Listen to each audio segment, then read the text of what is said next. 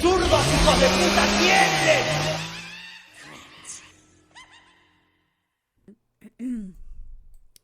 Esta es la Plaza Constitución. Esta es la Plaza Constitución.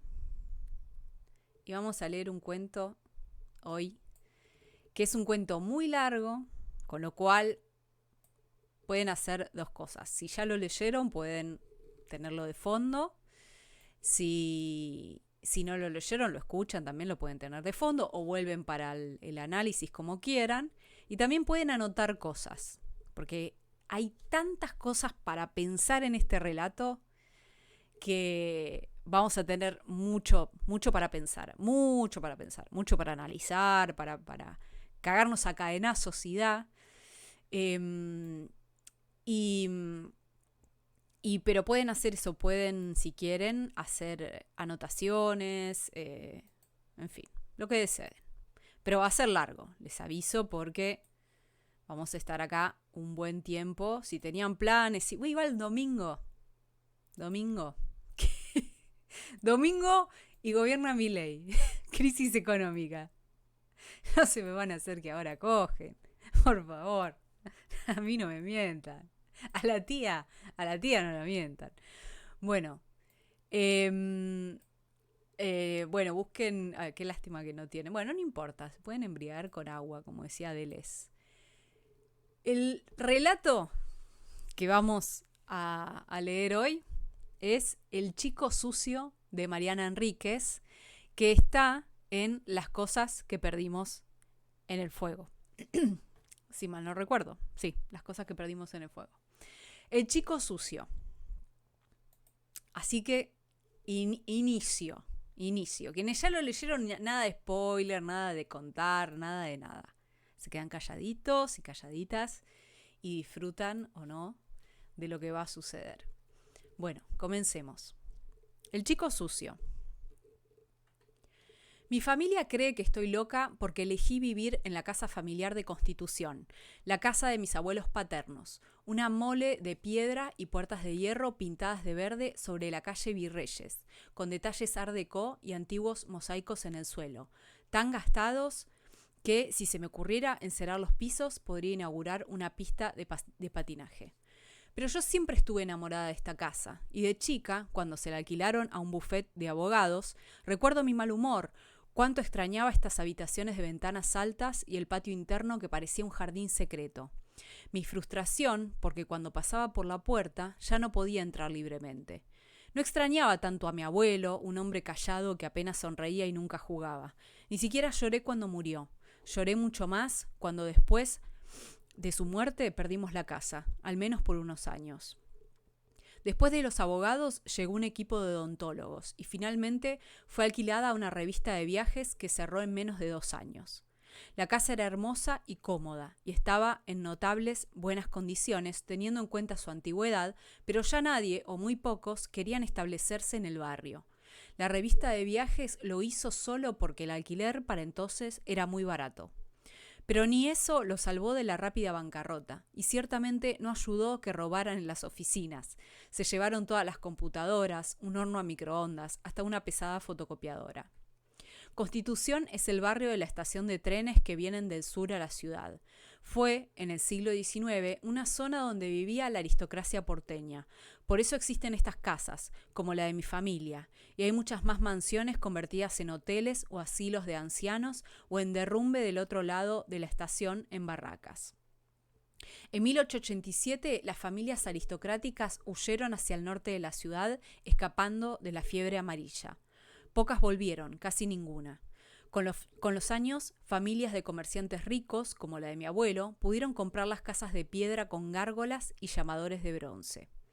Pero el barrio quedó marcado por la huida, el abandono, la condición de indeseado. Y está cada vez peor. Pero si uno sabe moverse, si entiende las dinámicas, los horarios, no es peligroso, o es menos peligroso. Yo sé que los viernes por la noche, si me acerco a la Plaza Garay, puedo quedar atrapada en alguna pelea entre varios contrincantes posibles. Los mininarcos de la calle Ceballos, que defienden su territorio de otros ocupantes y persiguen a sus perpetuos deudores. Los adictos que, descerebrados, se ofenden por cualquier cosa y reaccionan atacando con botellas. Las travestis borrachas y cansadas que también defienden su baldosa. Sé que si vuelvo a mi casa caminando por la avenida, estoy más expuesta a un robo que si regreso por la calle Solís. Y eso a pesar de que la avenida está muy iluminada y Solís es oscura porque tiene pocas lámparas y muchas están rotas. Hay que conocer el barrio para aprender estas estrategias. 2 veces me robaron en la avenida. Las 2, chicos que pasaron corriendo y me arrancaron el bolso y me tiraron al suelo. La primera vez hice la denuncia a la policía. La segunda vez ya sabía que era inútil, que la policía les tenía permitido robar en la avenida, con límite en el puente de la autopista, 3 cuadras liberadas, como intercambio de los favores que los adolescentes hacían para ellos. Hay algunas claves para poder moverse con tranquilidad en este barrio y yo las manejo perfectamente. Aunque claro, lo impredecible siempre puede suceder. Es cuestión de no tener miedo, de hacerse con algunos amigos imprescindibles, de saludar a los vecinos aunque sean delincuentes, especialmente si son delincuentes, de caminar con la cabeza alta prestando atención. Me gusta el barrio. Nadie entiende por qué. Yo sí. Me hace sentir precisa y audaz, despierta. No quedan muchos lugares como Constitución en la ciudad, que, salvo por las villas de la periferia, está más rica, más amable, intensa y enorme, pero fácil para vivir. Constitución no es fácil y es hermoso, con todos esos rincones que alguna vez fueron lujosos, como templos abandonados y vueltos a ocupar por infieles que ni siquiera saben que, entre estas paredes, alguna vez se escucharon alabanzas a viejos dioses. También vive mucha gente en la calle, no tanta como en la Plaza Congreso, a unos 2 kilómetros de mi puerta. Ahí hay un verdadero campamento, justo frente a los edificios legislativos, prolijamente ignorado, pero al mismo tiempo tan visible que cada noche hay cuadrillas de voluntarios que le dan de comer a la gente, chequean la salud de los chicos, reparten frazadas en invierno y agua fresca en verano.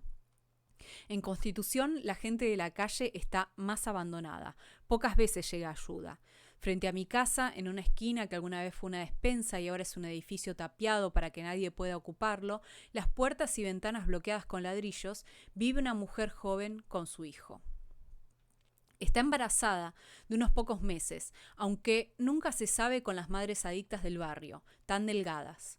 El hijo debe tener unos 5 años. No va a la escuela y se pasa el día en el subterráneo, pidiendo dinero a cambio de estampitas de San Expedito. Lo sé porque una noche, cuando volví a casa desde el centro, lo vi en el vagón. Tiene un método muy inquietante. Después de ofrecerle la estampita a los pasajeros, los obliga a darle la mano, un apretón breve y mugriento. Los pasajeros contienen la pena y el asco. El chico está sucio y apesta, pero nunca había a nadie lo suficientemente compasivo como para sacarlo del subte, llevárselo a su casa, darle un baño, llamar a asistentes sociales. La gente le da la mano y le compra la estampita. Él tiene un ceño siempre fruncido y cuando habla, la voz cascada. Suele estar resfriado y a veces fuma con otros chicos del subte o del barrio de Constitución. Una noche caminamos juntos desde la estación de subte hasta mi casa. No me habló, pero nos acompañamos. Le pregunté algunas tonterías, su edad, su nombre. No me contestó. No era un chico dulce ni tierno. Cuando llegué a la puerta de mi casa, sin embargo, me saludó. «Chao, vecina», me dijo. «Chao, vecino», le contesté. El chico sucio y su madre duermen sobre 3 colchones tan gastados que, apilados, tienen el mismo alto que un somier común. La madre guarda la poca ropa en varias bolsas de basura negra y tiene una mochila llena de otras cosas que nunca alcanzo a distinguir. Ella no se mueve de la esquina y desde ahí pide plata con una voz lúgubre y monótona. La madre no me gusta. No solo por su irresponsabilidad, porque fuma paco y la ceniza le quema la panza de embarazada, o porque jamás la vi tratar con amabilidad a su hijo, el chico sucio. Hay algo más que no me gusta. Se lo decía a mi amiga Lala mientras ella me cortaba el pelo en su casa, el último lunes feriado. Lala es peluquera, pero hace rato que no trabaja en un salón. No le gustan los jefes, dice. Gana más dinero y tiene más tranquilidad en su departamento. Como peluquería, el departamento de Lala tiene algunos problemas. El agua caliente, por ejemplo, que llega de manera intermitente porque el calefón le funciona pésimo y a veces, cuando me está lavando el pelo después de la tintura, recibo un chorro de agua fría sobre la cabeza que me hace gritar. Ella pone los ojos en blanco y explica que todos los plomeros le engañan, le cobran de más, nunca vuelven. Le creo. Esa mujer es un monstruo, chiquita. Grita mientras casi me quema el cuero cabelludo con su antiguo secador de pelo. También me hace doler cuando acomoda las mechas con sus dedos anchos. Hace años que Lala decidió ser mujer y brasileña, pero había nacido varón y uruguayo. Ahora es la mejor peluquera travesti del barrio y ya no se prostituye. Fingir el acento portugués le resulta muy útil para seducir hombres cuando era puta en la calle, pero ahora no tiene sentido.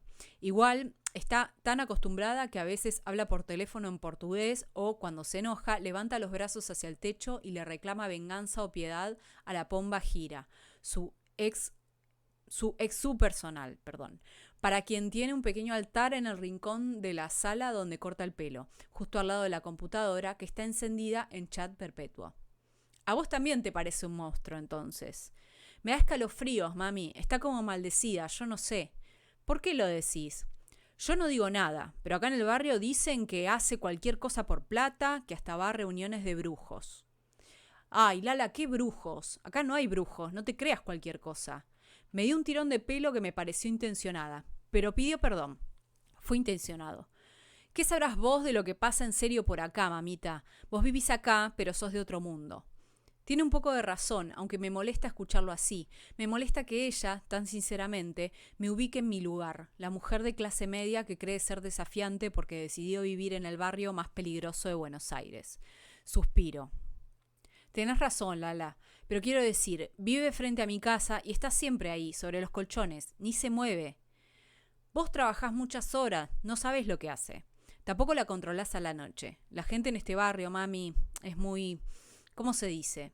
Ni te das cuenta y te atacaron. ¿Sigilosa? Eso. Tenés un vocabulario que da envidia, ¿o no, Sarita? Es fina ella. Sarita está esperando que Lala termine con mi pelo desde hace unos 15 minutos. Pero no le molesta esperar. Ojea las revistas. Sarita es una travesti joven que se prostituye en la calle Solís y es muy hermosa. Contale, Sarita, contale lo que me contaste a mí. Pero Sarita frunce los labios como una diva de sí de mudo y no tiene ganas de contarme nada. Mejor. No quiero escuchar las historias de terror del barrio, que son todas inverosímiles y creíbles al mismo tiempo y que no me dan miedo, al menos de día. Por la noche, cuando trato de terminar trabajos atrasados y me quedo despierta y en silencio para poder concentrarme, a veces recuerdo las historias que se cuentan en voz baja, y compruebo que la puerta de calle está bien cerrada y también la del balcón. Y a veces me quedo mirando la calle, sobre todo la esquina donde duermen el chico sucio y su madre, totalmente quietos, como muertos sin nombre. Una noche, después de cenar, sonó el timbre. Raro, casi nadie me visita a esa hora, salvo Lala. Alguna noche que se siente sola y nos quedamos juntas escuchando rancheras tristes y tomando whisky. Cuando miré por la ventana a ver quién era, nadie abre la puerta directamente en este barrio si suena el timbre cerca de la medianoche, vi que ahí estaba el chico sucio. Corrí a buscar las llaves y lo dejé pasar. Había llorado, se le notaba en los surcos claros que las lágrimas habían marcado en su cara mugrienta. Entró corriendo, pero se detuvo antes de llegar a la puerta del comedor, como si necesitara mi permiso. O como si tuviera miedo de seguir adelante. ¿Qué te pasó?, le pregunté. Mi mamá no volvió, dijo. Tenía la voz menos áspera, pero no sonaba como un chico de 5 años. ¿Te dejó solo? Sí, con la cabeza. ¿Tenés miedo? Tengo hambre, me contestó. Tenía miedo también, pero ya estaba lo suficientemente endurecido como para no reconocerlo frente a un extraño que, además, tenía casa, una casa linda y enorme, justo enfrente de su intemperie. Bueno, le dije, pasa. Estaba descalzo. La última vez que lo había visto llevaba puestas unas zapatillas bastante nuevas. ¿Se las habría quitado por el calor o alguien se las habría robado durante la noche? No quise preguntarle. Lo hice sentarse en una silla de la cocina y metí en el horno un poco de arroz con pollo. Para la espera, unté queso en un rico pan casero. Comió mirándome a los ojos, muy serio, con tranquilidad. Tenía hambre, pero no estaba famélico. ¿A dónde fue tu mamá? Se encogió de hombros. ¿Se va seguido? Otra vez se encogió de hombros. Tuve ganas de sacudirlo y enseguida me avergoncé. Necesitaba que lo ayudase, no tenía por qué saciar mi curiosidad morbosa. Y sin embargo, algo en su silencio me enojaba. Quería que fuera un chico amable y encantador, no este chico hosco y sucio que comía el arroz con pollo lentamente, saboreando cada bocado, y eructaba después de terminar su vaso de Coca-Cola, que sí bebió con avidez y pidió más. No tenía nada para servirle de postre, pero sabía que la heladería de la avenida iba a estar abierta. En verano atendía hasta después de la medianoche. Le pregunté si quería ir y me dijo que sí, con una sonrisa que le cambiaba la cara por completo. Tenía los dientes chiquitos y uno de abajo se le estaba por caer. Me daba un poco de miedo salir tan tarde y encima hacia la avenida, pero la heladería solía ser territorio neutral. Casi nunca había robos ahí, tampoco peleas. No llevé cartera y guardé un poco de plata en el bolsillo del pantalón. En la calle, el chico sucio me dio la mano y no lo hizo con la indiferencia con que saludaba a los compradores de estampitas en el subte. Se aferró bien fuerte, a lo mejor todavía estaba asustado. Cruzamos la calle, el colchón sobre el que dormía con su madre seguía vacío. Tampoco estaba la mochila, o ella se la había llevado o alguien la había robado cuando la encontró ahí, sin dueño. Teníamos que caminar 3 cuadras hasta la heladería y elegí la calle Ceballos, una calle extraña, que podía ser silenciosa y tranquila algunas noches. Las travestis menos esculturales, las más gorditas o las más viejas, elegían esa calle para trabajar. Lamenté no tener zapatillas para calzar al chico sucio. En las veredas solía haber restos de vidrios, de botellas rotas, y no quería que se lastimara. Él caminaba descalzo con gran seguridad. Estaba acostumbrado. Esa noche las 3 cuadras estaban casi vacías de travestis, pero estaban llenas de altares. Recordé lo que se celebraba. Era 8 de enero, el día del Gauchito Gil, un santo popular de la provincia de Corrientes que se venera en todo el país y especialmente en los barrios pobres, aunque hay altares por toda la ciudad, incluso en los cementerios. Antonio Gil, se cuenta, fue asesinado por desertor a fines del siglo XIX. Lo mató un policía, lo colgó de un árbol y lo degolló. Pero antes de morir, el gaucho desertor le dijo: «Si querés que tu hijo se cure, tenés que rezar por mí». El policía lo hizo porque su hijo estaba muy enfermo, y el chico se curó. Entonces el policía bajó a Antonio Gil del árbol, le dio sepultura y, en el lugar donde se había desangrado, se fue levantando un santuario, que existe hasta hoy y que todos los veranos recibe a miles de personas. Me encontré contándole la historia del gaucho milagroso al chico sucio y paramos frente a uno de los altares. Ahí estaba el santo de yeso, con la camisa celeste y el pañuelo rojo al cuello, una vincha roja también, y una cruz en la espalda, también roja. Había varias telas rojas y alguna bandera chica roja, el color de la sangre, el recuerdo de la injusticia y el degüello. Pero nada era macabro o siniestro. El gaucho trae suerte, cura, ayuda y no pide mucho a cambio, apenas que se le hagan estos homenajes y a veces un poquito de alcohol. O la peregrinación al santuario de Mercedes en Corrientes, con un calor de 50 grados y los devotos que llegan a pie, en buses, a caballo, de todas partes, hasta desde la Patagonia.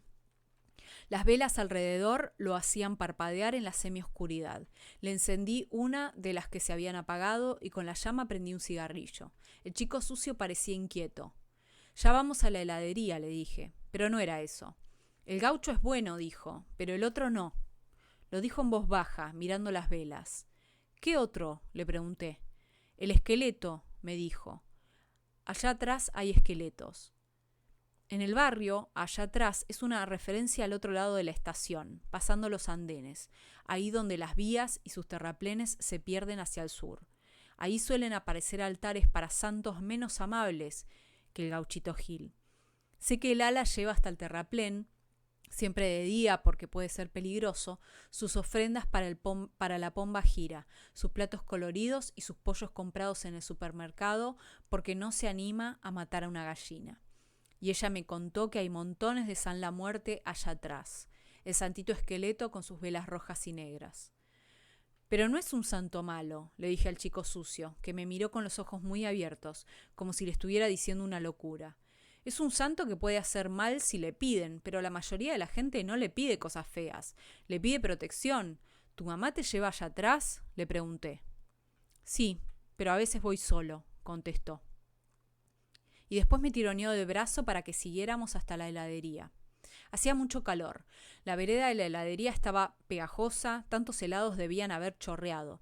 Pensé en los pies descalzos del chico sucio, ahora con toda esta nueva mugre. Él entró corriendo y pidió, con su voz vieja, uno grande de dulce de leche, granizado y chocolate.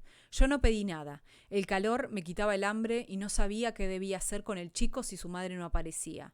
Llevarlo a la comisaría, a un hospital, hacer que se quedara en casa hasta que ella volviera. ¿Existía algo así como servicios sociales en esta ciudad?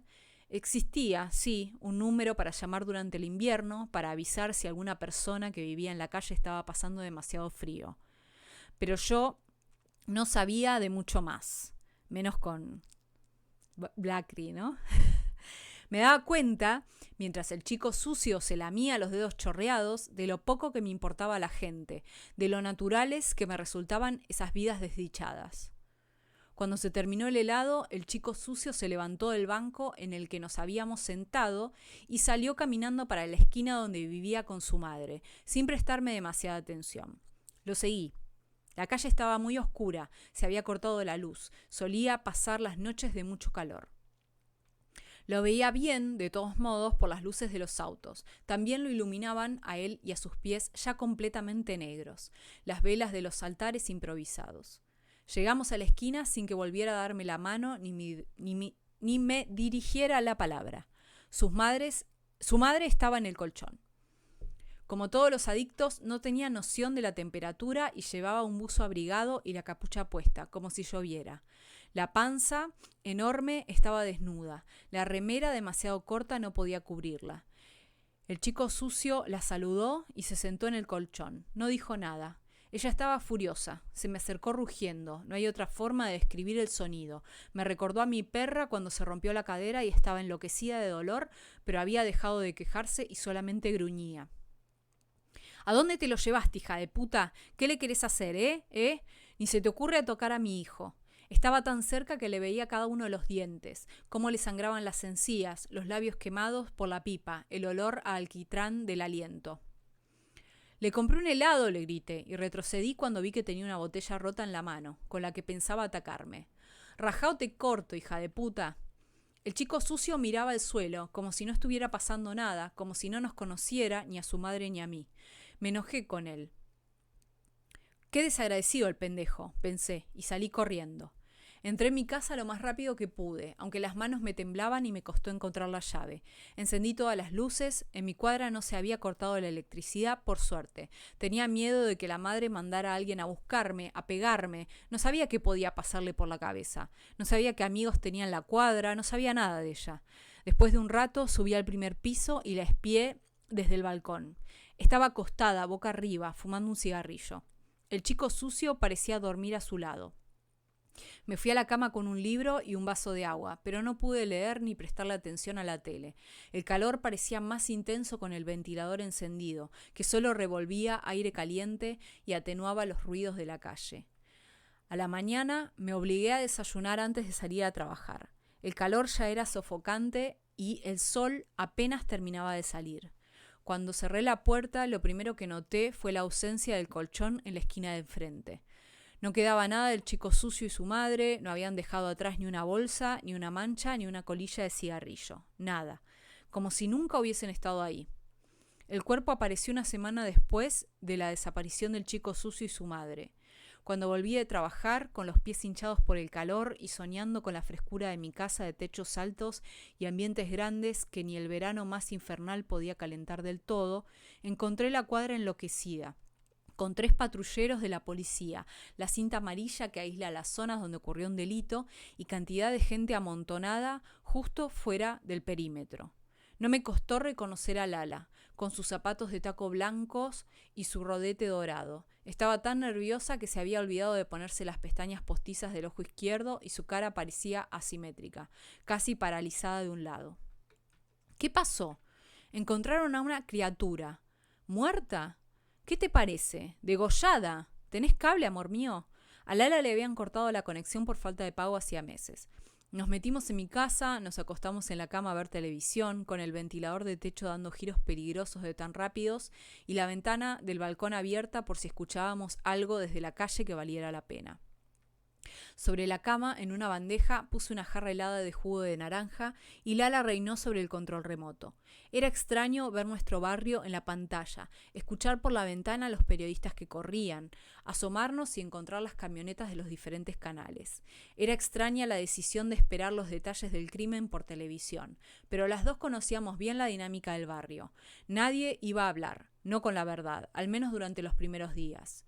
Primero el silencio, por si alguno de los involucrados en el crimen merecía lealtad, aunque fuera el horrible crimen de un chico. Primero la boca callada.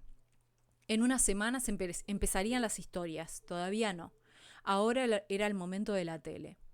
Temprano, alrededor de las 8 de la noche, cuando Lala y yo empezamos una larga velada que arrancó con jugo de naranja, siguió con pizza y cerveza y terminó con whisky, abrí una botella que me había regalado mi padre. La información era escueta.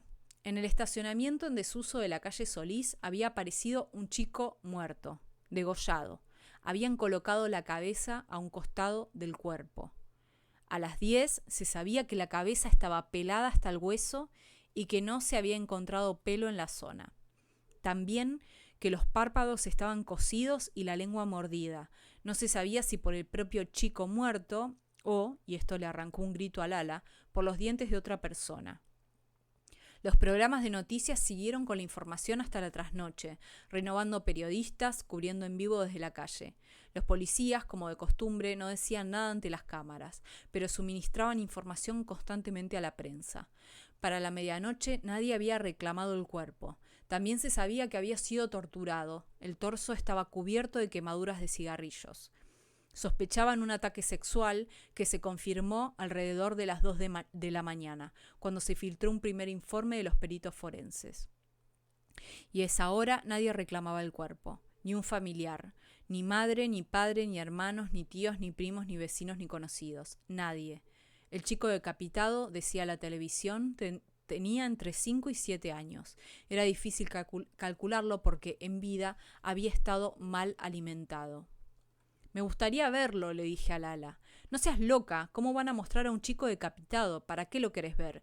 Qué macabra que sos. Siempre fuiste mostrita, la condesa morbosa, en el palacio de la calle Virreyes. Es que Lala, me parece que lo conozco. ¿A quién conoces? ¿A la criatura? Le dije que sí y me puse a llorar. Estaba borracha, pero también estaba seguro de que el chico era ahora el chico decapitado. Le conté a Lala el encuentro, esa noche que me había tocado el timbre. ¿Por qué no lo cuidé? ¿Por qué no averigüé cómo sacárselo a la madre? ¿Por qué al menos no le di un baño? Si tengo una bañadera antigua, hermosa, grande, que apenas uso, en la que me doy duchas rápidas sola, que muy de vez en cuando disfruto con un baño de inmersión. ¿Por qué al menos no quitarle la mugre? Y no sé, comprarle un patito y esos palitos para hacer burbujas y que jugara. Tranquilamente podría haberlo bañado y después nos íbamos a tomar el helado. Y sí, era tarde, pero en la ciudad hay hipermercados que no cierran nunca y venden zapatillas, y le podría haber comprado un par. ¿Cómo lo dejé andar descalzo de noche por estas calles oscuras? No tendría que haberlo dejado volver con su madre. Cuando ella me amenazó con la botella, tendría que haber llamado a la policía para que la metieran presa y quedarme yo con el chico o ayudar a que entrara en adopción con una familia que lo quisiera. Pero no. Me enojé con él por malagradecido porque no me defendió de su madre. Me enojé con un chico aterrorizado, hijo de una madre adicta, un chico de 5 años, que vive en la calle, que vivía en la calle porque ahora está muerto, degollado. Lala me ayudó a vomitar en el inodoro y después fue a comprar pastillas para mi dolor de cabeza. Yo vomitaba de borracha y de asustada y también porque estaba segura de que era él, el chico sucio, violado y degollado en un estacionamiento, quién sabe por qué. ¿Por qué le hicieron esto, Lala?, le pregunté, acurrucada en sus brazos fuertes, otra vez en la cama, las dos fumando lentamente nuestros cigarrillos de la madrugada. Mi princesa, yo no sé si es tu chico el que mataron, pero cuando sea la hora vamos a la fiscalía, así te quedas tranquila. ¿Me acompañás? Por supuesto. ¿Pero por qué, Lala? ¿Por qué hicieron una cosa así? Lala apagó el cigarrillo en un plato que estaba al lado de la cama y se sirvió otro whisky. Lo mezcló con Coca-Cola y revolvió el hielo con un dedo. Yo no creo que sea tu chico, a este que mataron. Se ensañaron, es un mensaje para alguien. ¿Es una venganza narco? Nomás los narcos matan así. Nos quedamos calladas. Tuve miedo. ¿Había narcos así en Constitución? Como los que me sorprendían cuando leía sobre México. 10 cadáveres sin cabeza colgando de un puente, 6 cabezas arrojadas desde un auto a la escalinata de una legislatura, una fosa común con 73 muertos, algunos decapitados, otros sin brazos. Lala fumó en silencio y puso el despertador. Decidí faltar a la oficina para ir directo a la fiscalía y contar todo lo que sabía sobre el chico sucio. Por la mañana, todavía con dolor de cabeza, preparé café para las dos, para Lala y para mí. Ella pidió usar el baño, escuché la ducha y supe que iba a pasar al menos una hora ahí dentro. Encendí otra vez el televisor. El diario no tenía información nueva. Tampoco iba a encontrarla en internet, que, sobre todo, sería un caldero de rumores y locura. El noticiero de la mañana decía que había aparecido una mujer a reclamar al chico decapitado, una mujer llamada Nora, que había llegado a la morgue con un bebé recién nacido en brazos y algunos familiares. Cuando escuché lo de bebé recién nacido, el corazón me dio un golpe en el pecho. Era definitivamente el chico sucio entonces. La madre no había ido a buscar el cuerpo antes porque, qué casualidad más espantosa, la noche del crimen había sido la noche del parto. Tenía sentido. El chico sucio había quedado solo mientras su madre paría y entonces... ¿Entonces qué? Si era un mensaje, si era una venganza, no podía estar dirigido a esa pobre mujer que había dormido frente a mi casa tantas noches, esa chica adicta que debía tener poco más de 20 años. A lo mejor el padre, eso, el padre. ¿Quién sería el padre del chico sucio? Pero entonces las cámaras enloquecieron, los camarógrafos corrían, los cronistas se quedaban sin aliento, todos se arrojaban sobre la mujer que salía de la fiscalía y gritaban: «Nora, Nora, ¿quién cree que le hizo esto a Nachito?» Se llamaba Nacho, susurré. Y de pronto ahí estaba en pantalla, Nora, un primer plano de su llanto y sus gritos. Y no era la madre del chico sucio. Era una mujer completamente diferente. Una mujer de unos 30 años, ya canosa, morena y muy gorda, los kilos que había ganado en el embarazo, seguramente. Casi lo contrario de la madre del chico sucio. No se entendía lo que gritaba, se caía, alguien la sostenía por detrás, una hermana seguramente. Cambié de canal, pero todos tenían a esta mujer gritando hasta que un policía se interpuso entre los micrófonos y los gritos y apareció un patrullero para llevársela. Había muchas novedades. Se las conté a Lala sentada en el inodoro mientras ella se afeitaba, arreglaba su maquillaje, se recogía el pelo en un prolijo rodete. Se llama Ignacio, Nachito, y la familia lo había denunciado desaparecido el domingo, pero cuando vieron por televisión lo que pasaba, no pensaron que era su hijo, porque este chico, Nachito, desapareció en Castelar. Son de Castelar. Pero es lejísimo eso. ¿Cómo terminó acá? Ay, princesa, qué espanto todo esto. Yo levanté todos mis turnos, ya decidí. No se puede cortar el pelo después de esto. Tiene el ombligo cosido también. ¿Quién? ¿La criatura? Sí, parece que le arrancaron las orejas.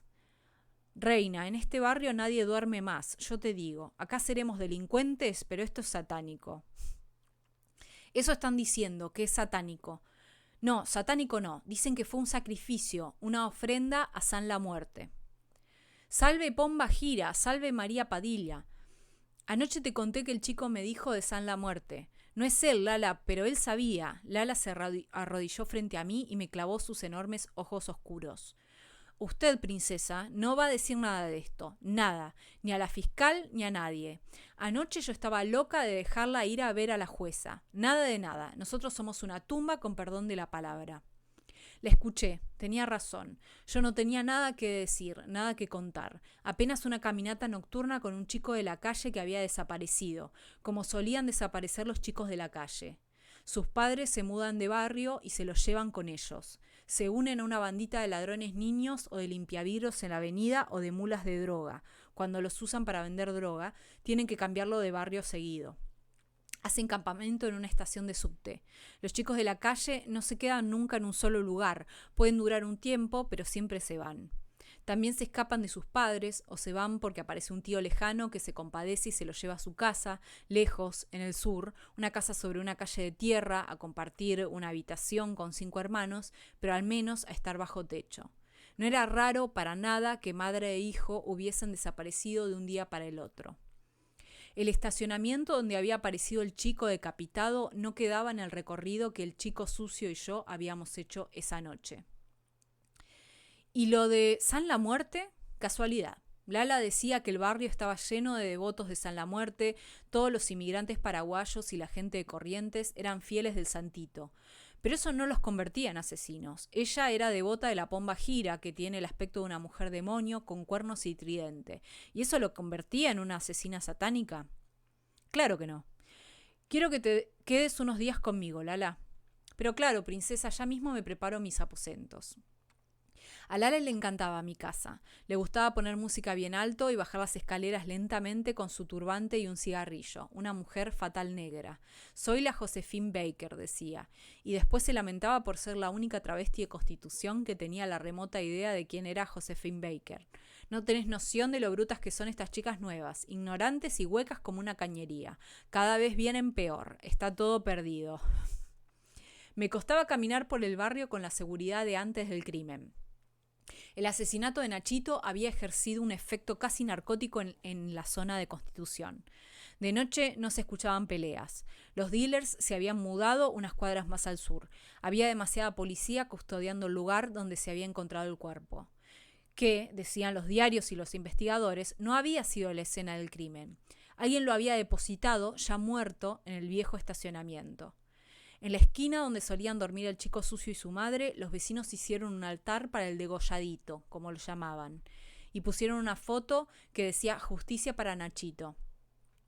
A pesar de las aparentes buenas intenciones, los investigadores no se creían del todo la conmoción del barrio. Al contrario, pensaban que estaban encubriendo a alguien. Pero por eso la fiscal había ordenado interrogar a muchos vecinos. A mí también me llamaron a declarar. No le avisé a Lala para que no se desesperara. A ella no le había llegado la notificación. Fue una entrevista muy corta y no dije nada que pudiera servirles. Esa noche había dormido profundamente. No escuché nada. Hay varios chicos de la calle en el barrio, sí. Me mostraron la foto de Nachito, negué haberlo visto. No mentía, era completamente distinto a los chicos del barrio. Un gordito con hoyuelos y pelo bien peinado. Jamás había visto un chico así. Y sonriente por Constitución. No, nunca había altares de magia negra en la calle ni en ninguna casa. Solamente el gauchito Gil, por la calle Ceballos. ¿Si sabía que el gauchito Gil había muerto degollado? Sí, todo el país conoce el mito. Yo no creo que tenga que ver con el gauchito. ¿Ustedes sí? No, claro, no tienen que contestarme nada. Bueno, como sea, yo no creo, pero no sé nada sobre rituales. Trabajo como diseñadora gráfica, para un diario, para el suplemento Moda y Mujer. ¿Por qué vivo en Constitución? Es la casa de mi familia y es una casa hermosa. La pueden ver cuando vayan para el barrio. Claro que les aviso si escucho de algo, por supuesto. Sí, me cuesta dormir, como a todos. Tenemos mucho miedo. Estaba claro que no sospechaban de mí, pero tenían que hablar con los vecinos. Volví a casa en colectivo para evitar las 5 cuadras que debía caminar si usaba el subterráneo. Desde el crimen prefería no usar el subterráneo porque no quería encontrarme con el chico sucio. Y al mismo tiempo quería volver a verlo de una manera obsesiva, enfermiza. A pesar de las fotos, a pesar de las pruebas, incluso de las fotos del cadáver que un diario había publicado para falso escándalo y horror del público, que agotó varias ediciones con el chico decapitado en la portada, yo seguía creyendo que el chico sucio era el muerto. O que sería el próximo muerto. No era una idea racional. Se lo dije a Lala en la peluquería la tarde que decidí volver a teñirme las puntas de rosa, un trabajo de horas. Ahora nadie hojeaba revistas, ni se pintaba las uñas, ni mandaba mensaje de texto cuando tenía que esperar su turno en la peluquería de Lala. Ahora nada más se hablaba del degolladito. El tiempo de silencio prudencial se había terminado, pero yo todavía no había oído que nadie nombrara a un sospechoso más que de manera general. Sarita contaba que, en su pueblo, en el Chaco, había pasado algo similar, pero con una nena. La encontraron con la cabeza al costado, también, y muy violada, pobre almita. Toda cagadita alrededor estaba. Sarita, por favor, te pido, dijo Lala. Pero si fue así, ¿qué querés que te cuente? Estas son cosas de brujos. La policía cree que son narcos, dije yo. Está lleno de narcos brujos, dijo Sarita. Allá en el Chaco no sabes lo que es. Hacen rituales para pedir protección, por eso le cortaron la cabeza. y la pusieron del lado izquierdo. Creen que si hacen estas ofrendas no los agarra la policía porque las cabezas tienen poder. No son narcos nada más, también están en la venta de mujeres. ¿Estamos bien? ¿Se ve o no se ve? ¿Se corta por momentos? Bueno, esperen que voy a... ¿Ahí? ¿Estamos bien? Bueno, me dicen cualquier cosa. Bien, bueno. Entonces, bien, perfecto. Entonces, el Chaco, los brujos, que se dedican también a la venta de mujeres. Esto lo cuenta Sarita, ¿no? Pero ¿te parece que habrá acá, en Constitución? Están en todos lados, dijo Sarita. Soñé con el chico sucio. Yo salía al balcón y él estaba en medio de la calle.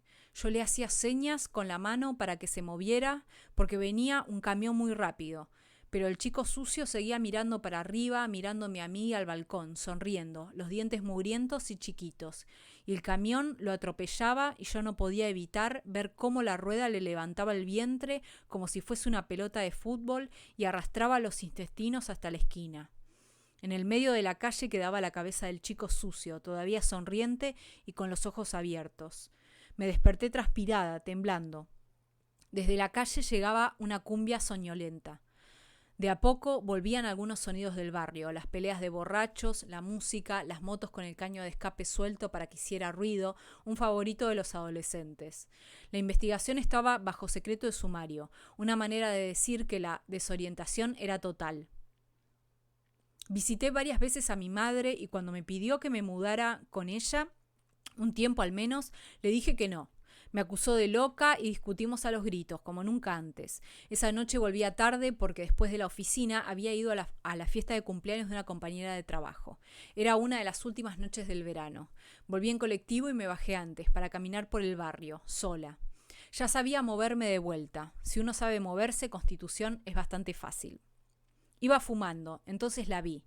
La madre del chico sucio era delgada, siempre había sido delgada, incluso durante el embarazo. De atrás nadie hubiera adivinado su panza. Es el físico típico de las adictas. Las caderas siguen siendo estrechas como si se resistieran a dejar lugar para el bebé. El cuerpo no produce grasa, los muslos no se ensanchan. A los 9 meses las piernas son dos palitos endebles que sostienen una pelota de básquet. Una mujer que se tragó una pelota de básquet. Ahora, sin la panza, la madre del chico sucio parecía más que nunca una adolescente, apoyada contra el árbol, tratando de encender su pipa de Paco bajo la luz de la lámpara, sin importarle la policía, que rondaba mucho más el barrio después del crimen, del degolladito, ni los otros adictos ni nada. Me le acerqué despacio y cuando me vio hubo un inmediato reconocimiento en sus ojos. Inmediato. Los ojos se achicaron, se achinaron. Quiso salir corriendo, pero algo la paró. Un mareo, quizás. Esos segundos de duda me alcanzaron para impedirle el paso, pararme frente a ella, obligarla a hablar. La empujé contra el árbol y la sostuve ahí. No tenía la fuerza suficiente para resistirse. ¿Dónde está tu hijo? ¿Qué hijo? Soltame. Las dos hablábamos bajo. Tu hijo, sabes bien de lo que te hablo. La madre del chico sucio abrió la boca y me dio náuseas su aliento a hambre, dulce y podrido como una fruta al sol, mezclado con el olor médico de la droga y esa peste a quemado. Los adictos huelen a goma ardiente, a fábrica tóxica, a agua contaminada, a muerte química. Yo no tengo hijos. La apreté más contra el árbol, la agarré del cuello. No sé si sentía dolor, pero le clavé las uñas. Igual no iba a recordarme dentro de unas horas. Yo tampoco le tenía miedo a la policía. Además, no iban a preocuparse demasiado por una pelea entre mujeres. Me vas a decir la verdad. Hasta hace poco estabas embarazada. La madre del chico sucio quiso quemarme con el encendedor, pero alcancé a verle la intención. La mano delgada que quería acercar la llama a mi pelo quería incendiarme, la hija de puta. La apreté la muñeca tan fuerte que el encendedor cayó a la vereda. Dejó de resistirse. «Yo no tengo hijos», me gritó, y el grito de su voz, demasiado gruesa, enferma, me despertó. ¿Qué estaba haciendo? ¿Ahorcando a una adolescente moribunda frente a mi casa? A lo mejor mi madre tenía razón, a lo mejor tenía que mudarme, a lo mejor, como me había dicho, tenía una fijación con la casa porque me permitía vivir aislada, porque ahí no me visitaba nadie, porque estaba deprimida y me inventaba historias románticas sobre un barrio que, la verdad, era una mierda, una mierda, una mierda. Eso gritó mi madre y yo juré no volver a hablarle, pero ahora, con el cuello de la joven adicta entre las manos, pensé que podía tener algo de razón, que no era la princesa en el castillo, sino la loca encerrada en la torre. La chica adicta se soltó de mis manos y empezó a correr despacio. Estaba medio ahogada, pero cuando llegó a la mitad de la cuadra, justo donde le iluminaba el farol principal, se dio vuelta. Se reía y la luz dejaba ver que le sangraban las encías. «¡Yo se los di!», me gritó.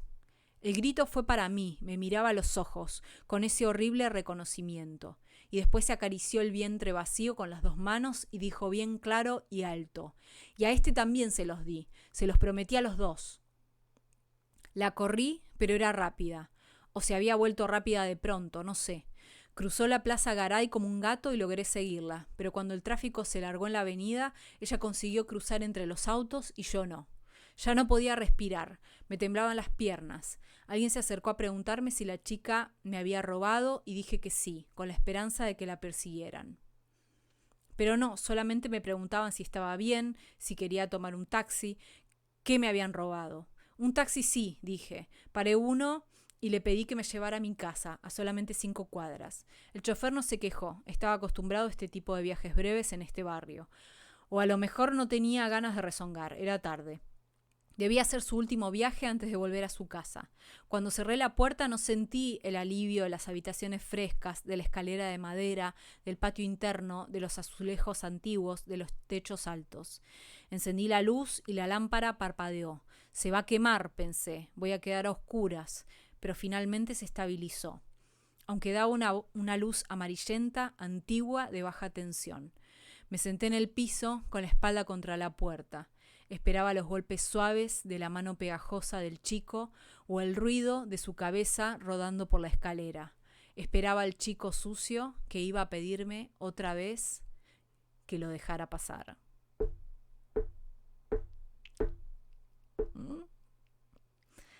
¿Alguien vive en Constitución? Alguien que viva en Constitución que espero no generar ningún tipo de... Sí, fuerte. Bueno, la cantidad de cosas que hay en este relato. Hay muchísimo. Es largo. Es un cuento largo, por ahí se pierde un poco la atmósfera cuando está largo y me trabo yo como una pelotuda, pero bueno. Bueno, también puede ser Constitución o un barrio llamado Peligroso. A ver, les cuento cuál para mí puede ser un buen disparador para analizar este relato.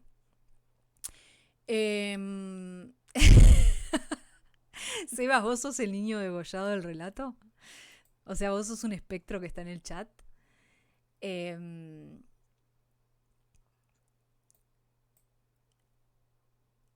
Les digo por qué elegí este. Elegí este porque hace no mucho estaba en Twitter, como siempre, y como suelo hacer, y vi a alguien que ese es el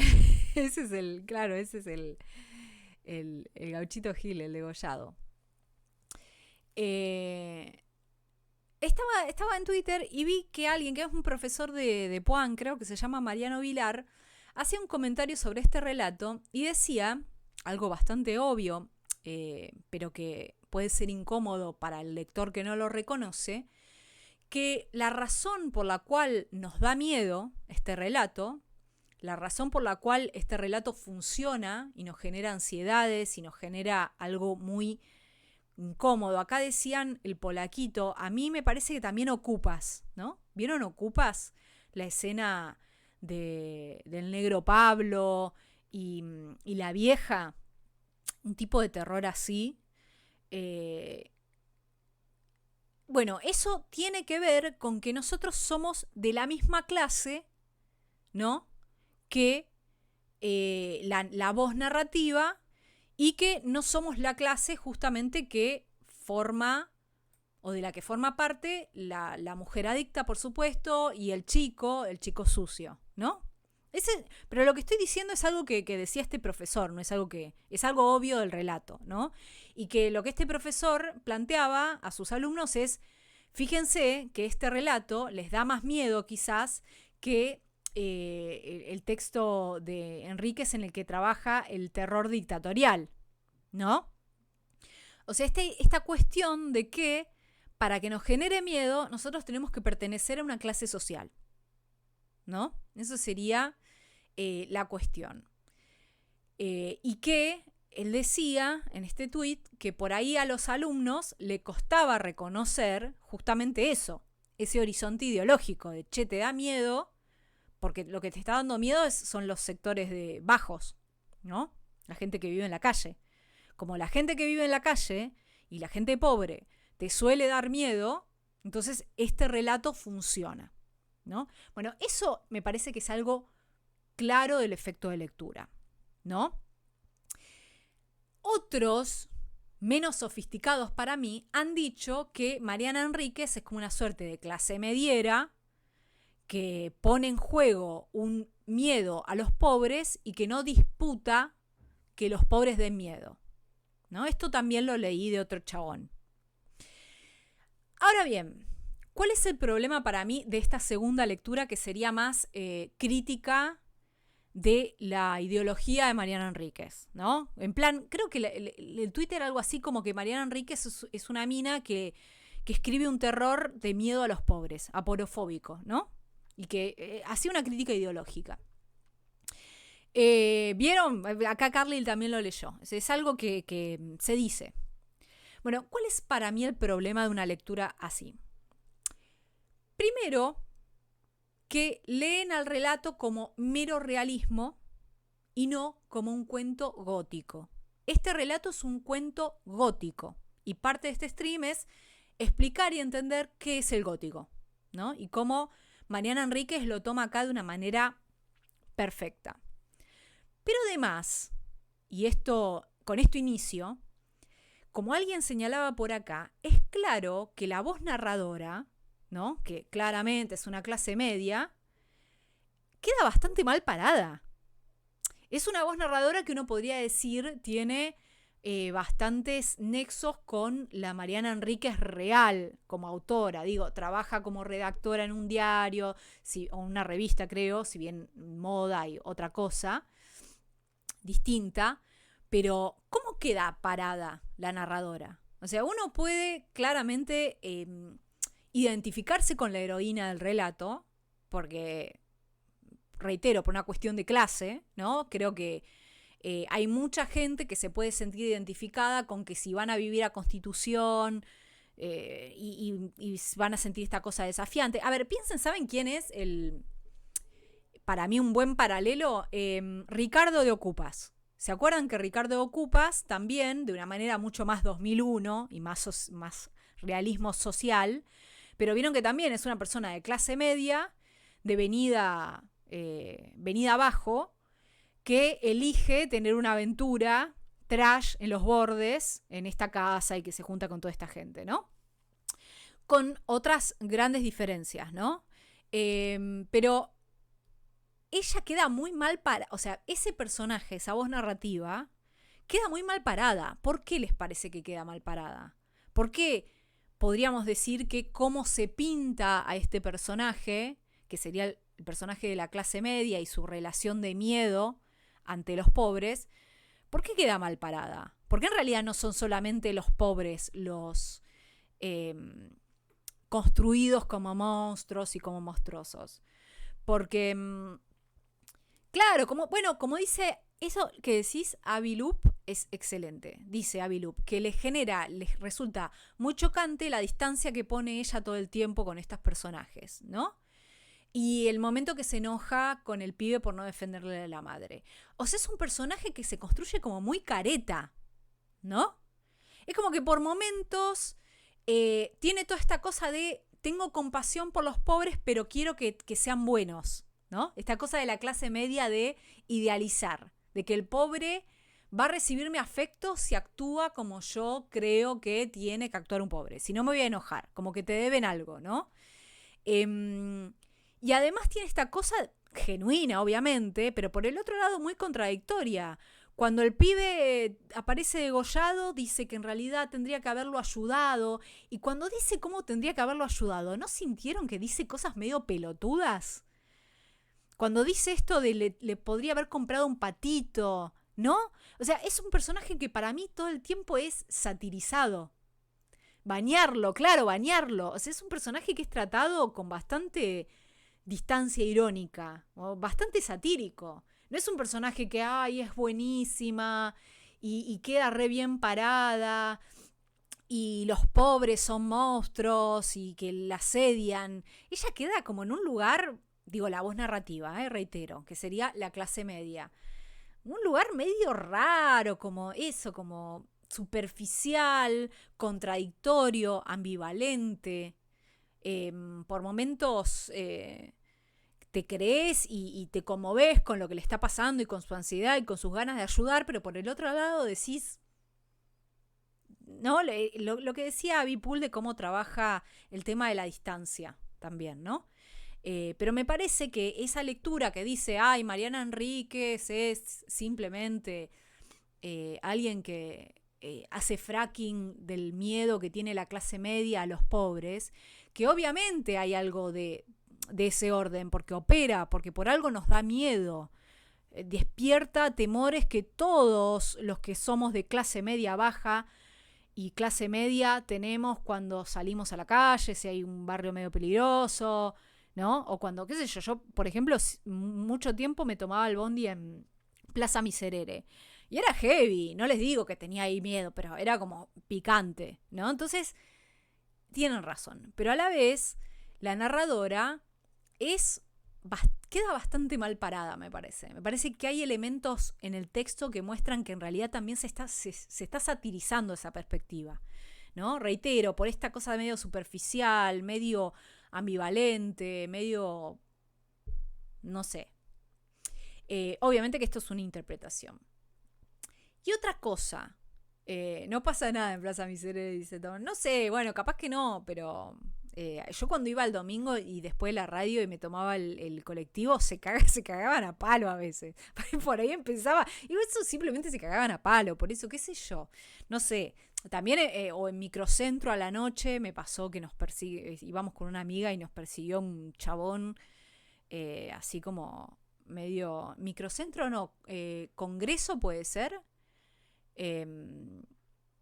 Bueno, creo que todos tuvimos, especialmente si sos mujer, porque también acá metamos el tema de género, ¿no?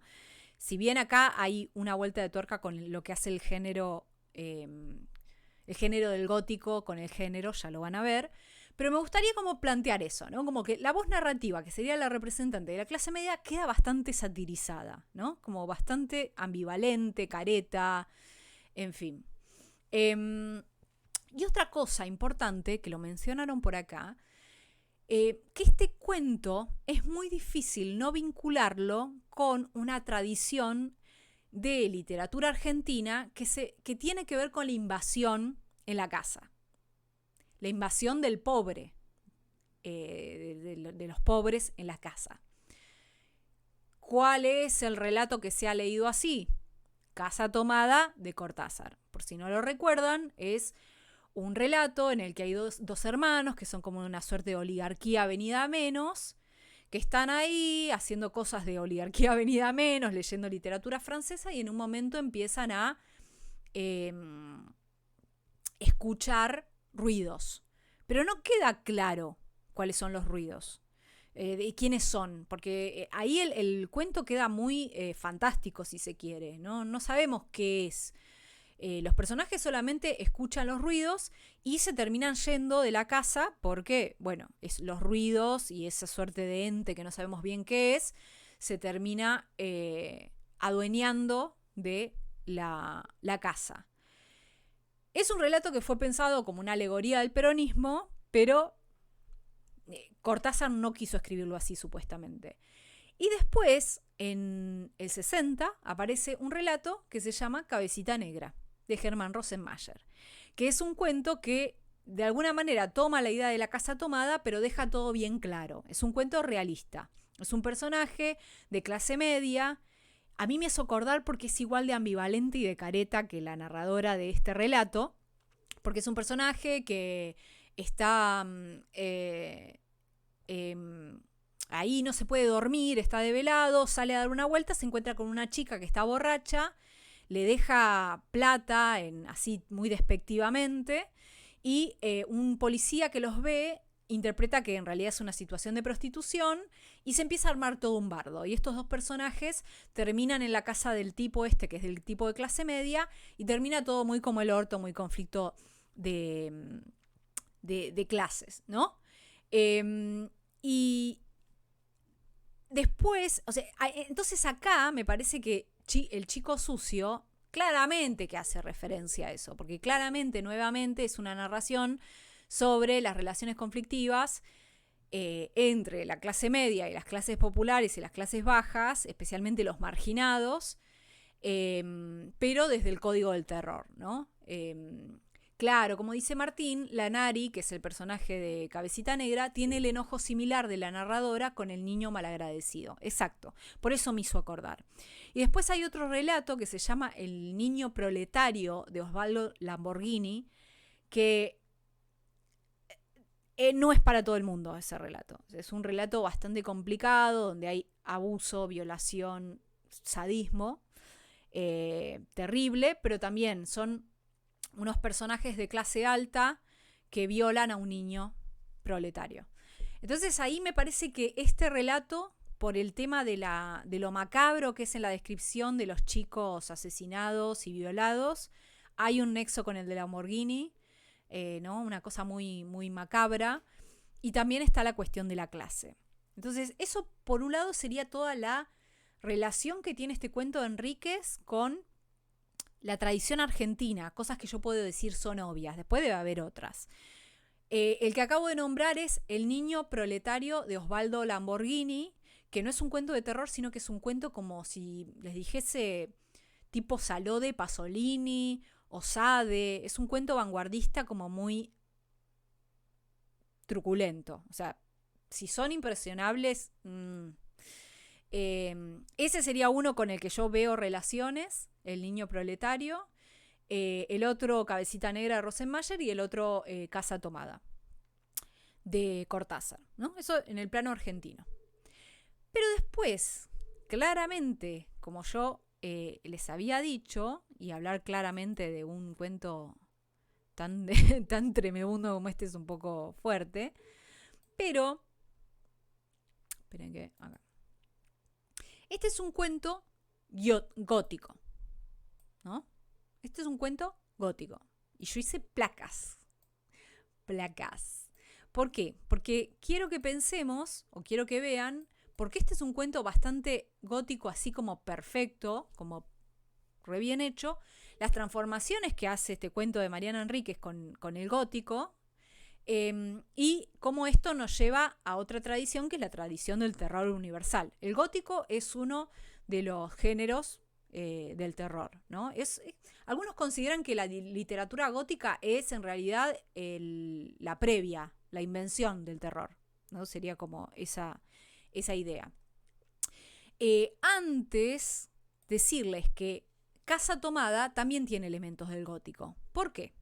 Bueno, la literatura gótica se desarrolló a fines del siglo XVII. Hay una novela que creo que se llama El Castillo de Otranto, de 1764, que se considera la primera, ¿no?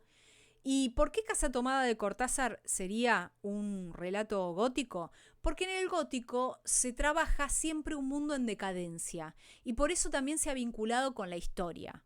O sea, el gótico se ha vinculado con el momento en que desciende la aristocracia y asciende la burguesía, ¿no?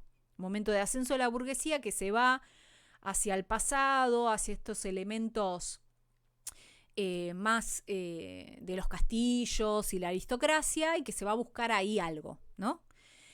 Y además, algo importante del gótico, que tenía una cita re piola de María Negroni, pero me olvidé de ponerla, pero ustedes recuérdenla en sus mentes.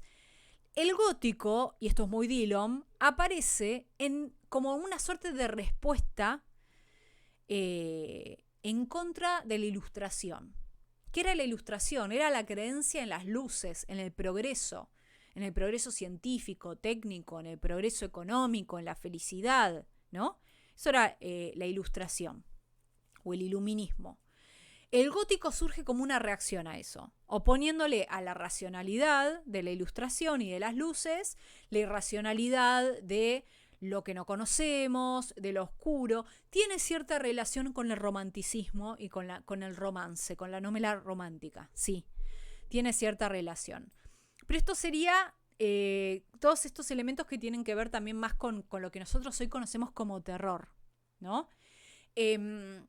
¿Por qué? Porque sí o sí hay una atmósfera de horror y de peligro que no necesariamente me parece que está en todas las obras del romanticismo, pero el romanticismo también surgió como reacción a la ilustración, eso es importante, puso los sentimientos antes que la racionalidad como una suerte de principio. Pero acá el gótico sería, y acá sigo un poco a Negroni, como lo reprimido por la racionalidad, lo reprimido por el progreso, una suerte de fracaso tenebroso, ¿no? Del progreso. Claro, el sueño de la razón produce monstruos, los monstruos que produce la razón sería el gótico, ¿no? Entonces, en la literatura gótica, que algunos dicen que inicia a fines del siglo XVII, está esta atmósfera de horror y peligro que obviamente está en este relato que acabamos de leer, porque todo lo que se cuenta, especialmente cuando se habla de la oscuridad y de los robos, es una manera en que el relato nos va metiendo en una atmósfera de peligro, especialmente para un horizonte de lectura ideológico que es la clase media, media baja también, ¿no? Entonces eso está. Y también hay un mundo en decadencia, ¿no? Hay como una suerte de escenario ruinoso que de alguna manera implica que en un momento hubo una prosperidad de ese mundo, pero que ahora está en una situación de depreciación, de devaluación, de que está eso, en decadencia, ¿no? Y en general siempre en el gótico hay un castillo o un monasterio o un lugar medio ruinoso, pero que tiene que ver con eso, con algo que en un momento era totalmente apreciado o que se vinculaba incluso con cultos o con religiones y que ahora está en una situación de caída. Y como dice un usuario con un número, Constitución post fiebre amarilla. ¿Cómo inicia el relato? Te cuenta que Constitución en un momento era un lugar en donde iba la familia de la aristocracia, donde tenían casas y por eso existen esas grandes casas, ¿no? Y que después se fueron a la mierda. Con lo cual, ahí está, eso es gótico. O sea, eso es Mariana Enríquez aplicando el gótico en Buenos Aires, ¿no? Y además, no solamente es ese inicio en donde nos cuentan que en un momento las casas eran para la gente de clase alta, etcétera, sino que además, había como una gran vitalidad y cada vez empezó a empeorar por la cuestión económica. Que acá dicen lo de Blackery, tranquilamente se puede hacer góticos por todos lados. Gracias al macrismo podemos hacer góticos por todos lados, ¿no? Hay que pensarlo ahí. Es interesante. Pero no solamente eso, sino fíjense que todo el tiempo el relato dice que las cosas no funcionan, que cortaron el cable, que al ala no le anda el agua y los plomeros no arreglan y que, ¿no? ¿Vieron? Que aparece todo el tiempo esta cosa de que las cosas no funcionan, que, el calor también, ¿no? Hay como una serie de elementos en el relato que dan esta idea de decadencia, de cosa que no funciona, ¿no? De cosa que se derrite. Otra característica del gótico, fíjense, esto les va a resultar muy fácil encontrarlo. El protagonista, que en general es la protagonista, o sea, es una heroína, está aislada, ya sea voluntariamente o involuntariamente. En este caso es voluntariamente. Ella quiere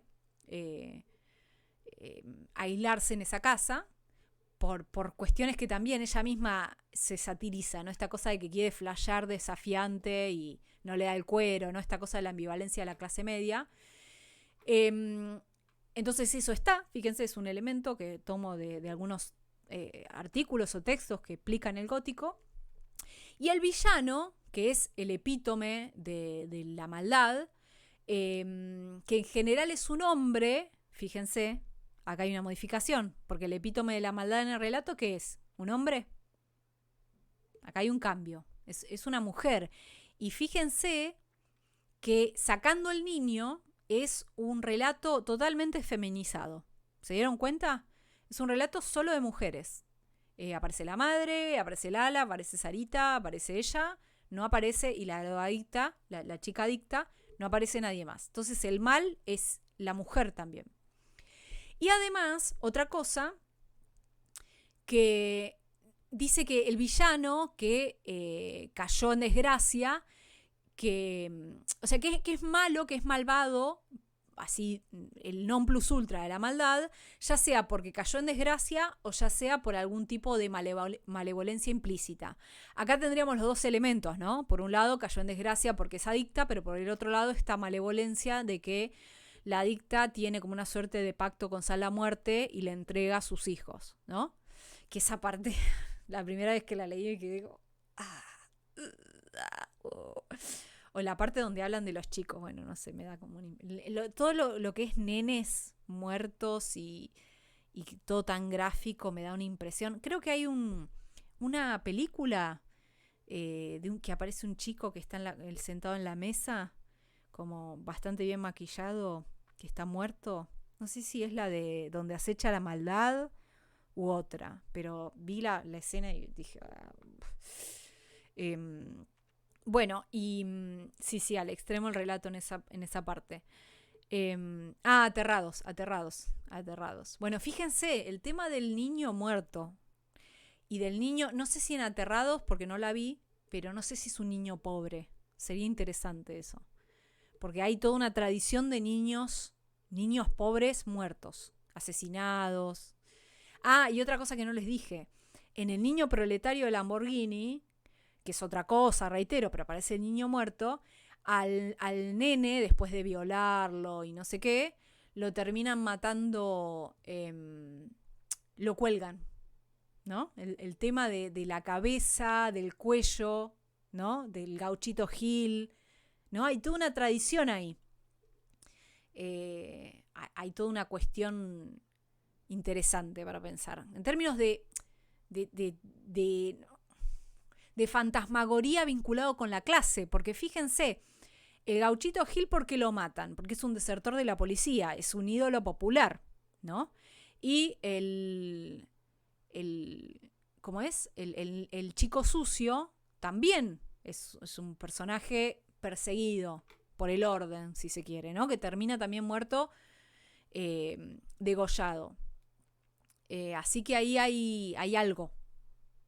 Bueno, entonces el villano tiene estas características, ¿no? Es como el epítome de la maldad, y acá también eso se ve en el relato. O sea, es un personaje que no genera ningún tipo de empatía de nada. Es realmente un personaje monstruoso. Fíjense que en un momento dice gruñía como una perra, ¿no? O sea, como el relato construye a un ente animalizado, monstruoso, ¿no? Que no genera ningún tipo de cercanía por ningún lado. Y también, además, otra figura que suele aparecer en el gótico es el wanderer, que sería como el errante, ¿no? El errante, que es el epítome del aislamiento, porque está errando en la tierra en perpetuo exilio, ¿no? ¿Quién sería el errante que está en perpetuo exilio? Que sería el verdaderamente aislado, mucho más que ella, porque ella dice que está aislada y que se quiere aislar, y su mamá dice que está aislada, pero en realidad el errante, ¿no? El errante es el niño, porque Vieron que no queda claro además, no queda claro. Hay 2 nenes que desaparecen. Y esto también es del gótico, los dobles. Los dobles es algo muy del gótico. Otro elemento que Mariana Enríquez toma. Pero ella al final, ¿qué hace? Tiene miedo de que el chico vuelva a tocar la puerta. Y vieron que cuando va, y ella lo deja entrar y le da de comer, dice que él tiene una voz vieja. Y el modo de actuar de él es como si fuese una cosa medio espectral. Como que no sonríe a nadie, ni siquiera registra si está su mamá, ¿no? Hay algo ahí que uno podría decir, bueno, Inca, pero los niños pobres muchas veces que piden están así porque no están como tratando de sobrevivir en este infierno en el que los tiramos. Pero también hay algo de espectral, ¿no? Me parece que el errante podría ser ese niño, que es como una suerte de que quizás ya estaba muerto y fue y era su fantasma porque estaba descalzo. Ahí el relato deja algo medio extraño, que no queda del todo resuelto, ¿no? Podría haber sido realmente el chico o capaz que no. Reitero, fíjense, vuelvan a leerlo después cuando dice voz vieja. Tiene una voz vieja, que no reacciona mucho. Podría ser un espectro, ¿no? No sé. Y otra cosa que les quiero decir que tiene que ver con el gótico. Voy a sacar la plaquita esta, porque estuve buscando información. Esperen que... Estuve leyendo algunos libros. Hay uno que se llama...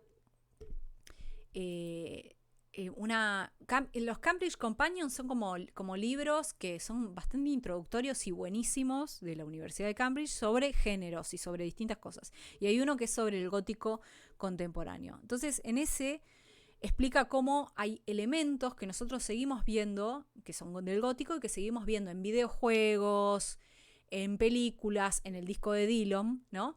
Que son, por ejemplo, las mansiones, las casas, mundos suburbanos o urbanos, ¿no? Pero mundos oscuros, esto obviamente que está en el relato, figuras monstruosas o fantasmáticas. Es evidente, tanto el niño, querramos hacer la interpretación que querramos hacer, pero son monstruosas y fantasmáticas, como la madre, las mezclas entre la vida y la muerte, también, ¿no? Que aparece una cosa medio extraña y ambivalente. ¿Qué otras cosas? Secretos del pasado y también una característica del gótico es que aparecen a veces algunos relatos o cuentos populares, de origen popular de terror, que eso aparece de la boca de quienes, de Sarita y de Lala, que cuentan estas cosas muy macabras de los brujos y de los narcos y de las cosas que hacen. Y otra cosa que me interesa leerles, que tiene que ver con el gótico ya más de los que teorizan el gótico en relación con lo social, es que hay un tipo que se llama David Punter, que es como un experto en el gótico, dice que el gótico, en ese género, la clase media, fíjense cómo esto es el chico sucio, la clase media desplaza la violencia escondida de las estructuras sociales presentes. O sea, cualquier tipo de gótico. Ahora, ¿cuál sería el movimiento de este relato de Mariana Enríquez? Hacerlo obvio, ¿no? O sea, la idea de este Punter es que esto sucede siempre, aunque el gótico no hable de clases sociales. Lo que hace Enríquez para mí es hacer una suerte de mix entre un gótico recontra bien ejecutado, porque ya le pone todos los elementos, con una cosa que es más del realismo social o de la literatura social en Argentina, o que trata estos temas de manera directa, aunque no sea desde el género del realismo, porque Osvaldo Lamborghini no es un texto realista, pero hace como esa mezcla, no lo deja como entredicho. A ver, uno no es que dice, ay no, qué difícil darme cuenta de que este relato se vincula con las clases sociales, no, porque está ahí dicho, ¿no? Es como, pero bueno, lo que hace justamente Mariana Enríquez es explicar, o podríamos decir explicitar, cómo en el gótico siempre se trabajan y se desplazan los conflictos de las estructuras sociales, ¿no? Y después hay algo que dice Zizek sobre el gótico que no puede fallar, que dice que lo que pone en juego el gótico es lo real reprimido, ¿no? Lo real reprimido. ¿Qué sería lo real? Lo insoportable, lo que no podemos tolerar. Claramente cosas como niños mutilados es algo que tiene que ver con lo real, por algo nos genera esta cosa tan complicada. Y lo que dice Zizek es que en el gótico eso real reprimido se lo conjura como pasado, cayendo en su hechizo, y en el gótico se utiliza una mezcla especial de símbolos para deshacerse, ¿no? Como una suerte de, mediante el gótico nos deshacemos de los fundamentos conflictivos de las vidas y el mundo que los miembros de la burguesía quieren imaginar para sí mismos, ¿no? Y es un poco esto, porque el personaje narrador del Chico Sucio se quiere imaginar para sí misma un mundo donde ella es desafiante, donde vive en Constitución porque la vida ahí no es fácil, entonces la hace sentir diferente. Y a la vez ella también se imagina como una persona buena o como una persona compasiva. Y en realidad lo que muestra este gótico es que hay un conflicto irresoluble, ¿no? La diferencia sería que Zizek plantea que el gótico permite que la burguesía desplace ahí esos fundamentos conflictivos, ¿no? Como que dice en realidad deshacerse, se deshaga de eso mediante el gótico. Y en realidad lo que hace Mariana Enríquez es ponerlo y explicitarlo en primer lugar, ¿no? Sería distinto en ese sentido. Obviamente que acá uno de los que trabajó mucho el gótico y que son muy importantes que es muy importante para la narrativa de Enríquez es este muchacho Stephen King, ¿no? Stephen King es como, bueno, el gran narrador, porque además lo que hace Stephen King, que es algo que obviamente Mariana Enríquez hace y que ha dicho que hace, es tomar las ansiedades culturales y sociales de un país específicas y construir terror a partir de eso, ¿no? Claro, Mariana Enríquez es fan del gótico sureño también, toma cosas. Algunos han planteado que este relato es parte del gótico latinoamericano. Y si bien a mí me gusta llevarla a la tradición argentina, porque me parece que hay muchas cosas para vincular con Casa Tomada, con El Niño Proletario, con bla, y porque es Constitución, pero sí me parece que hay un intento de Mariana Enríquez de llegar a un mercado latinoamericano, porque esto también creo que lo decían en Twitter, vieron que explica que es Constitución, ¿no? O no sé, o dice subterráneo en vez de subte. Eso me da como que hay algunos elementos que marcan que por ahí ella sí lo quiere vincular, o se puede pensar este relato como gótico latinoamericano y no tan argentino. O los personajes de Lala, uruguaya, Brasil, Sarita, no sé, San La Muerte que nos lleva a México. Hay elementos que uno podría decir, bueno, sí, son latinoamericanos. Pero me parece que a mí me interesa hacer el nexo con, claro, la cuestión de los editores, por supuesto. Mirá, Plufelito, tenemos el mismo tele. Pero a mí me gusta hacer el nexo con la tradición argentina de esto, ¿no? Que es la Casa Tomada, que es la cuestión del... Que acá obviamente aparece el peronismo dando vueltas, ¿no? Siempre llegamos a lo mismo, pero por una cuestión sociohistórica. De que, bueno, ¿quién es el Gauchito Gil, el niño degollado, la dicta?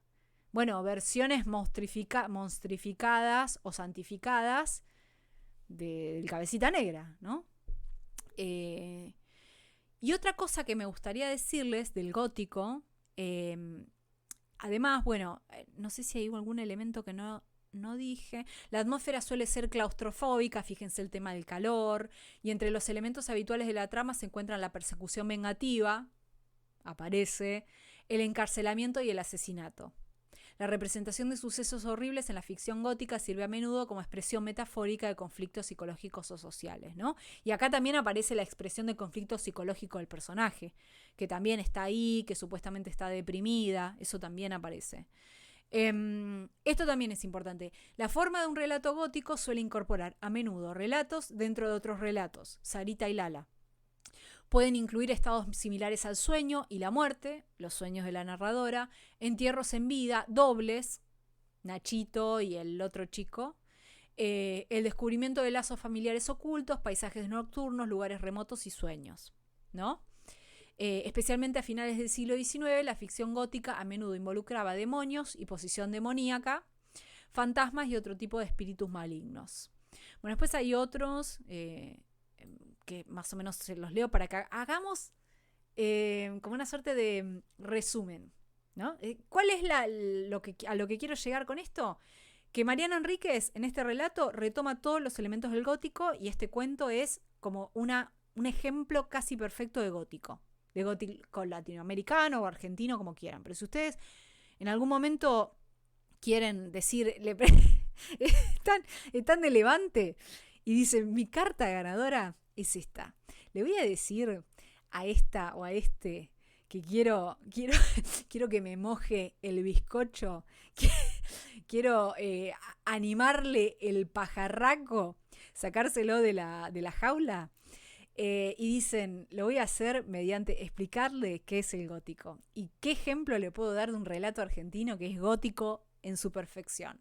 Entonces, ¿qué tiene que tener un relato o un videojuego o un álbum musical o una película para ser gótico?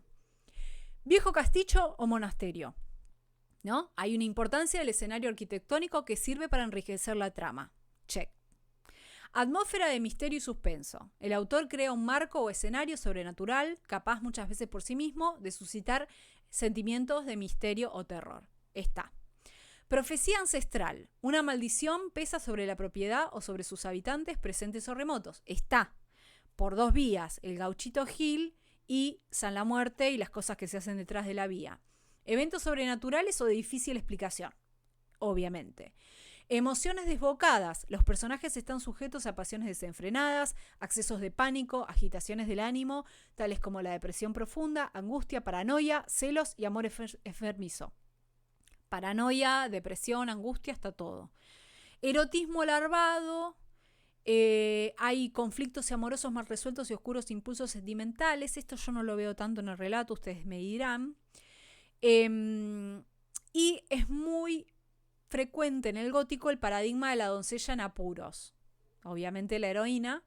Los personajes femeninos se enfrentan a situaciones que producen desmayos, gritos, llanto y ataques de nervios. Se apela al sentido de compasión del lector, presentando a una heroína oprimida por angustiosos terrores que normalmente se convierte en el foco de la trama. Otro paradigma insoslayable es el de la figura masculina tiránica. Suele tratarse de un padre, rey, marido o guardián que requiere de la doncella una acción indigna o inadmisible. Esto último no está. ¿Vieron? Esto último no está. No hay figura masculina. El mal, la cosa abyecta que tiraniza a la heroína, no aparece. Eso me parece que es importante notarlo porque sería una diferencia importante. Así que tienen los elementos, no pueden poner excusa. Tienen todo para ganar, chicas y chicos, todo para ganar. O sea, ¿quién no va a levantar diciendo qué es un gótico y cómo relatos argentinos son o no góticos? No hay manera. Y si ustedes lo piensan, Casa Tomada de Cortázar también tiene varios elementos del gótico, ¿no? Hay varias cosas que uno podría decir, sí, son parte del gótico. Claro, son todas mujeres, algo en él son todas mujeres, es un relato muy feminizado.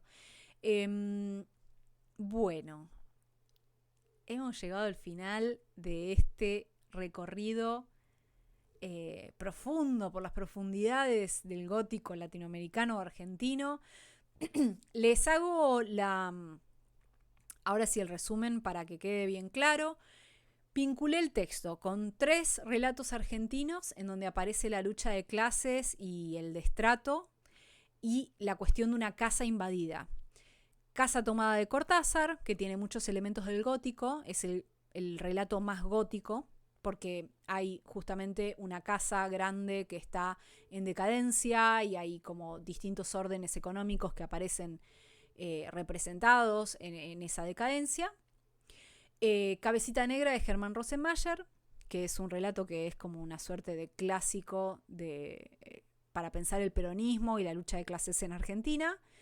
El niño proletario de Osvaldo Lamborghini, un texto vanguardista, muy difícil de leer, en donde también se puede ver como una suerte de lucha entre la estética realista, que sería el niño proletario, y la estética modernista o arte por el arte, que serían los tres personajes que hacen cosas horribles con el niño. Pero me parece que esos tres relatos aparecen de alguna manera o tienen algunas cosas que aparecen también o que se trabajan en El Chico Sucio.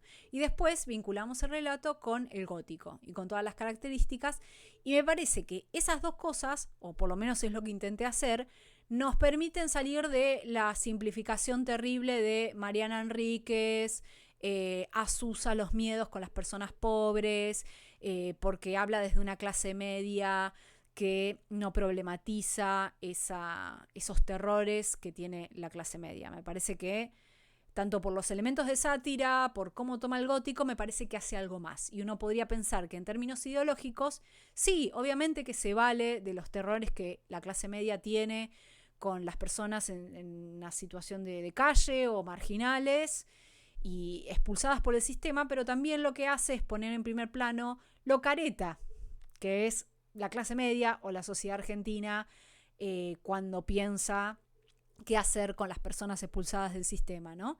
Y lo ambivalente que es y cómo también la desigualdad social y la decadencia en el sentido de desigualdad social genera maldad, ¿no? Eso también me parece que uno podría decir, bueno, ¿qué es lo que plantea el relato? Y que la maldad surge de la marginalidad, ¿no? Que no hay manera de que no haya una suerte de irrupción del horror más terrible si no hay igualdad. Y me parece que, bueno, lo vamos a averiguar muy pronto eso. Bueno, les agradezco mucho por haber venido. Seguramente que vamos a hacer un Cuentos de la Inca cada un mes o por ahí, siempre con estos looks absolutamente Barrani. Y bueno, capaz que la próxima no va a ser argentino, pero vamos a ir por otros lados, explorando distintas formas de terror para que podamos también ir explicando cositas y poniéndole un poco de profundidad. Y seguramente que en algún momento vamos a hacer el concurso Cuentos de la Inca. El que gana, se gana un vino y un libro. Y leemos obviamente su relato, el relato ganador, en streaming. Así que les agradezco mucho por haber venido y hasta la próxima.